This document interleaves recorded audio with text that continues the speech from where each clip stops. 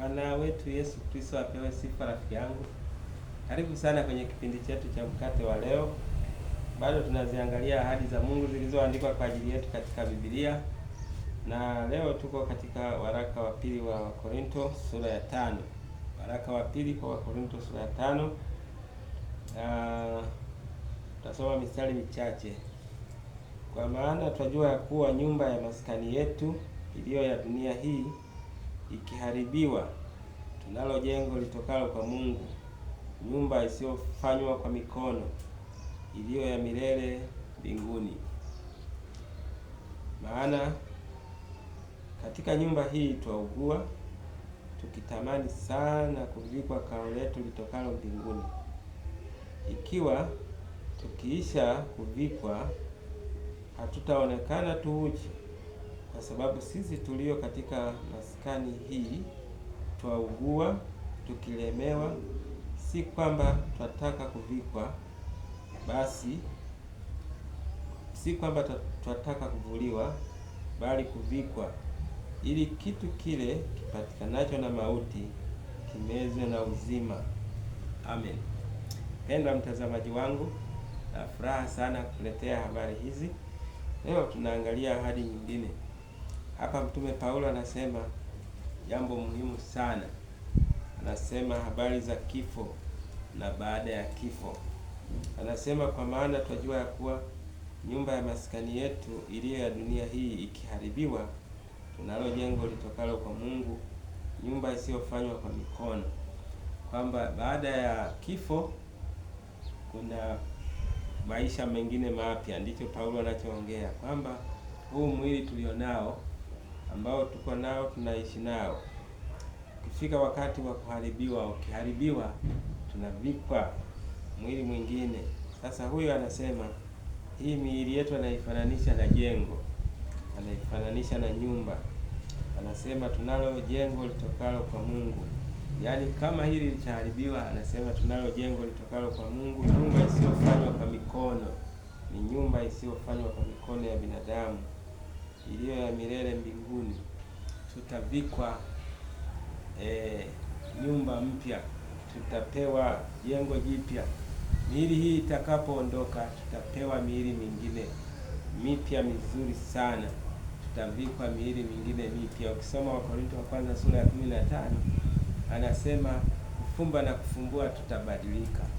Siku atakapokuja Yesu, kufumba na kufumbua, sote tutabadilika. Kubadilika hapa maana yake ndiyo kuvikwa nyumba mpya, kuvikwa mwili mpya, kuvikwa kao jipya. Kwa hiyo tutavikwa, rafiki yangu, baada ya kuharibiwa kwa jengo hili, tutavikwa jengo lingine zuri zaidi, zuri zaidi lililoko mbinguni. Anasema liko kule mbinguni. Anasema maana katika nyumba hii tuliomo sasa tunaugua, tunapata shida mbalimbali, tunakutana na changamoto nyingi katika mwili wetu. Mwili huu una tabia ya kuugua, kusikitika, kuumia na kadhalika. Lakini anasema lile litakalokuja jengo jipya au mwili mpya, huo hautakuwa na maumivu tena. Anasema maana katika nyumba hii twaugua tukitamani sana kuvikwa kao letu litokalo mbinguni, ikiwa tukiisha kuvikwa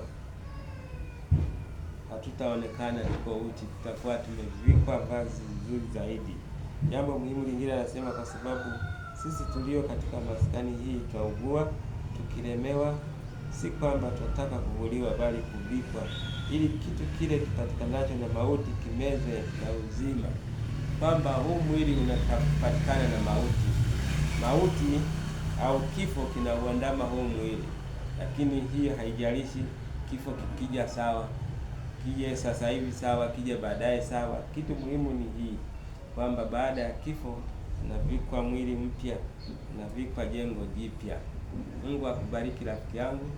Ni furaha yangu kuona baada ya hapa umevikwa vazi jipya au mwili mpya unaoelekea mbinguni. Wako wengine watavikwa mwili mpya, lakini mwili huo utapelekwa jehanamu. Hatutapelekwa jehanamu, hawatapelekwa watu jehanamu kwa mwili huu, hapana. Maana mwili huu ukiungua kuisha. Kuna miili mingine watavikwa ambayo wataunguzwa milele, lakini haitaisha.